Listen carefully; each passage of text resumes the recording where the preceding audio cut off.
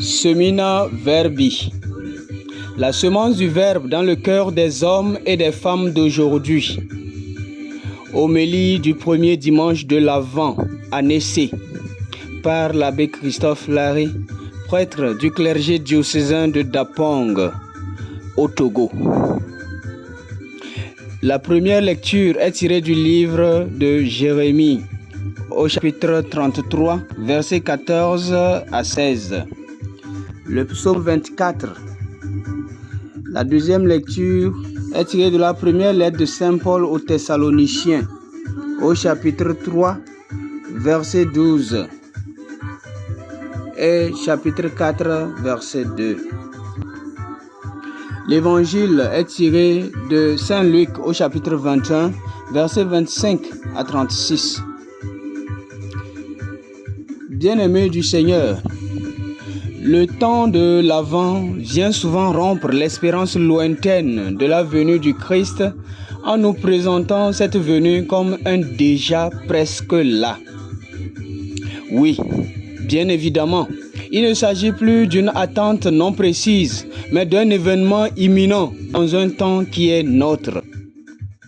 Les textes liturgiques de ce jour sont une assurance que, malgré les échecs apparents, Dieu fera triompher la justice. Le fil conducteur se trouve dans la première lecture, où le prophète Jérémie affirme sa foi et sa conviction en Dieu, qui va bientôt réaliser sa promesse en faveur de la maison de David. Il s'agit bien sûr de susciter un héritier du trône après la chute de la royauté et surtout l'idolâtrie des rois qui ont conduit le peuple à la déroute. L'histoire en question paraît tenir Dieu en échec lorsque l'on l'écoute, puisque c'est lui qui établit les rois en Israël. Aussi les hommes le mettent-ils en défi de réaliser sa promesse. C'est alors que la voix du prophète Jérémie se fait entendre. En ces jours-là, je cite, « En ces temps-là, je ferai naître chez David un germe de justice, et il exercera dans le pays le droit et la justice. En ces jours-là, Juda sera délivré, Jérusalem habitera en sécurité, et voici le nom qu'on lui donnera. Le Seigneur est notre justice. » Fin de citation. Justice dans la pratique religieuse, en orientant vers le vrai Dieu. Justice dans la vie sociale, en insistant sur la dignité de la personne humaine et la générosité. Puis enfin, justice comme moyen d'instaurer la paix. Cette venue de l'héritier du trône de David s'accompagne des signes avant-coureurs que l'évangile de ce jour rapporte. Sur terre, dit-il, les nations seront affolées par le fracas de la mer et de la tempête. Les hommes mourront de peur dans la crainte des malheurs arrivant sur le monde, car les puissances des cieux seront ébranlées. Restez éveillés et priez en tout temps. Ainsi, vous serez jugés dignes d'échapper à tout ce qui doit arriver et de paraître devant le Fils de l'homme. Fin de citation. À cette venue du Fils de l'homme, les affolements et la terreur sur la terre sont les signes de l'incrédulité des hommes, tandis que la confiance de ceux qui sont éclairés par la parole de Dieu est le signe que la libération est toute proche. Nul n'est à l'abri de ce jour s'il ne se tient sur ses gardes. Il suffit d'une douce somnolence, d'un trop grand désir de confort, de l'absence de prière, et d'un coup, la vigilance est perdue. Ainsi, au passage du Seigneur, il sera trop tard. Voilà pourquoi dans l'Évangile, Jésus demande de veiller et de prier. Sinon, c'est la tiédeur qui prend place et l'attachement exclusif de ce monde qui va subir un chaos total. Se perdre dans les plaisirs mondains qui nous arrachent à la concentration sur l'essentiel, telle est l'absence du désir d'être avec Jésus-Christ, qui se manifeste par l'absence de prière. Il y a une conviction à laquelle l'on ne peut se dérober. C'est celle de l'effondrement de tout ce qui est sur terre. Ainsi, à défaut d'un attachement à ce qui se passe, à défaut d'un attachement à ce qui passe, il est meilleur de se connecter au Fils de l'homme par la prière et l'amour fraternel. Tel était le souhait de l'apôtre Paul à la communauté de Thessalonique dans la deuxième lecture de ce jour. Souhaitait-il ainsi voir cette communauté remplie d'un amour de plus en plus débordant, faisant de nouveaux progrès, suscitant de l'émerveillement. Paul lui-même s'émerveille déjà devant les exploits de cette communauté en matière de fraternité, née de l'intimité qu'ils ont avec le Christ. Bien-aimés du Seigneur, le temps de l'Avent qui s'ouvre est très propice pour acquérir les vraies valeurs de la foi chrétienne, à savoir la foi, l'espérance et la charité, qui sont des vertus théologales. Dans les textes médités, nous avons la joyeuse espérance de la venue d'un héritier du trône qui fera régner la justice et le droit d'une part, et aussi les conditions de jouir de ce jour merveilleux sont la prière et la veille, qui sont les attitudes de foi. Sans oublier la charité qui passe par la connexion qui existe entre membres d'une même communauté, signe d'un amour de plus en plus débordant, comme l'exprime saint Paul aux chrétiens de Thessalonique.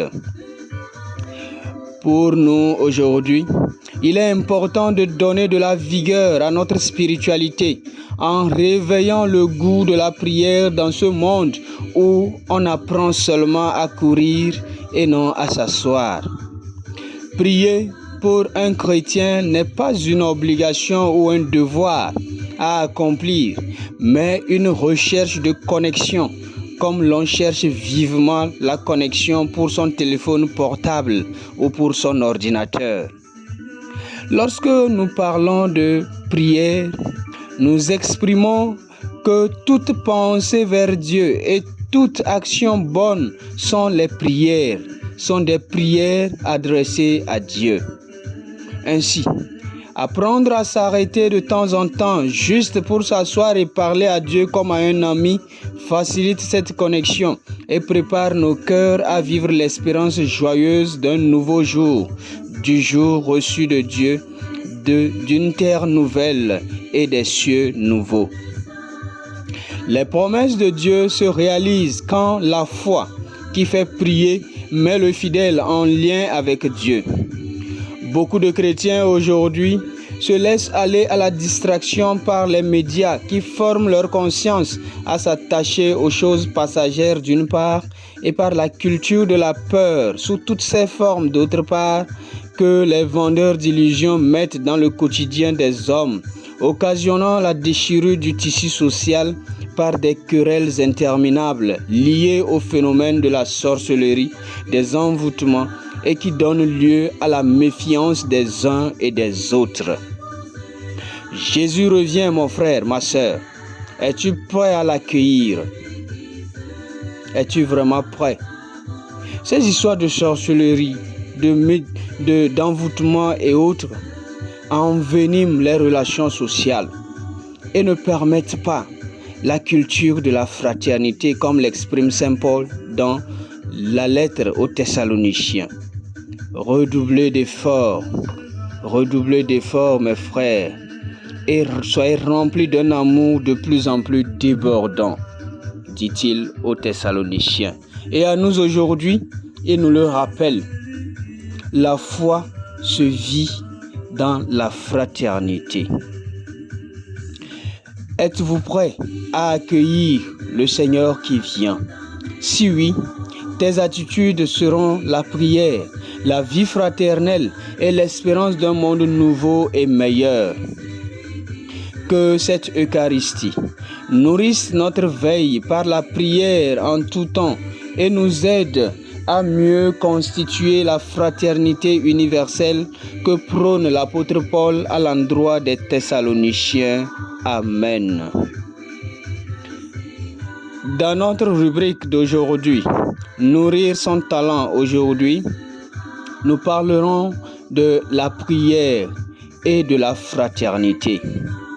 La prière comme un talent à nourrir pour s'accrocher à Dieu. Saint Jean de Damas définit la prière comme la demande à Dieu des biens convenables. Saint Jean de Damas, encore appelé Jean de Damascène, définit la prière comme la demande à Dieu des biens convenables. Oui, bien-aimés du Seigneur, si la prière devient un talent à nourrir, cela demeure que nous serons toujours des talentueux qui s'accrochent à Dieu en demandant des biens convenables. Un bien convenable est un bien qui puisse aider l'humanité entière, qui puisse aider notre entourage, un bien qui puisse nous aider aussi. En deuxième position, la fraternité, comme l'exprime Saint Paul dans la deuxième lecture de ce jour. Que votre amour soit de plus en plus débordant. Bien-aimés, aujourd'hui, de nos jours, beaucoup de clubs de mésentente, beaucoup de clubs d'inimitié se forment juste pour détruire d'autres personnes. Même au sein de l'Église, on ne comprend pas assez la nouvelle vague de l'amour platonique qui se développe. Un amour qui n'a rien à voir avec le cœur. Juste le visage exprime, mais le cœur est loin de ce que le visage donne. Voilà des actions à mener en faveur de l'amour fraternel. Si ça demeure un talent à nourrir, soyons tous des talentueux pour Dieu. Soyons tous des talentueux pour Dieu dans la mesure où nous offrons notre fraternité comme une vraie prière. En étant ensemble, nous développons cette condition que Dieu nous donne. Que cette Eucharistie nous y aide. Bon dimanche à tous et que le Christ qui viendra à Noël nous aide à vivre en frères. Amen.